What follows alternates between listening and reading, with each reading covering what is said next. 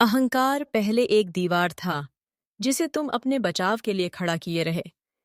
यह दीवार कहती थी, मैं अलग हूं, मुझे बचना है, मुझे साबित करना है। पर जब प्रेम चेतना बन जाता है तो यह दीवार धीरे धीरे पारदर्शी होने लगती है।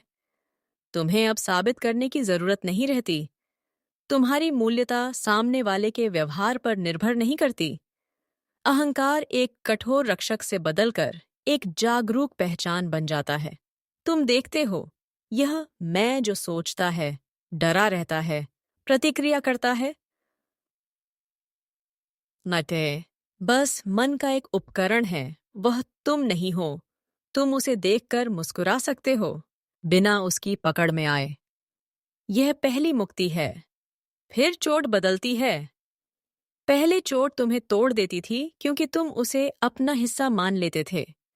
वह केवल दर्द नहीं थी, वह तुम्हारी पहचान बन जाती थी। लेकिन प्रेम की स्थिर चेतना में चोट लगती तो है, पर गहरी नहीं उतरती।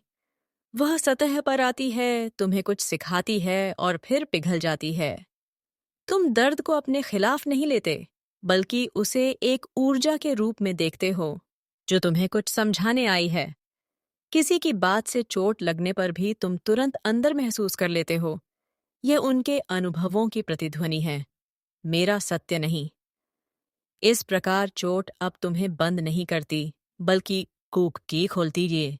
वह तुम्हें और संवेदनशील बनाती है, पर कमजोर नहीं। और फिर इच्छा इच्छा पहले एक खिंचाव थी। तुम सोचते थे, कुछ मिल जाए तो मैं पूरा हो जाऊं। कोई मिल जाए, कोई समझ ले, कोई रख ले। पर जब प्रेम चेतना बन जाता है तो इच्छा एक पवित्र स्पंदन में बदल जाती है। तुम्हारी इच्छा अब कमी से पैदा नहीं होती, बल्कि ओवरफ्लो से उठती है। अब तुम किसी को इसलिए नहीं चाहते कि तुम अधूरे हो, बल्कि इसलिए कि तुम बह रहे हो। इच्छा अब आसक्ति नहीं रहती, वह एक प्राकृतिक सहज ऊर्जा बन जाती है। वह तुम्हें आनंदित करती है, पर तुम्हें बांधती नहीं। तुम चाहत महसूस करते हो, पर पकड़ते नहीं। तुम आकर्षित होते हो, पर खोते नहीं। इच्छा तब तुम्हें भटकाती नहीं, बल्कि तुम्हारी चेतना को और विस्तार देती है। इन तीनों का रूपांतरण मिलकर यह सिखाता है कि प्रेम का सबसे गहरा स्वरूप नियंत्रण नहीं, समर्पण है। और समर्पण हार नहीं, पूर्ण स्वतंत्रता है। इस अवस्था में जीवन भारी नहीं लगता, रिश्ते जटिल नहीं लगते, मन विरोध में नहीं रहता।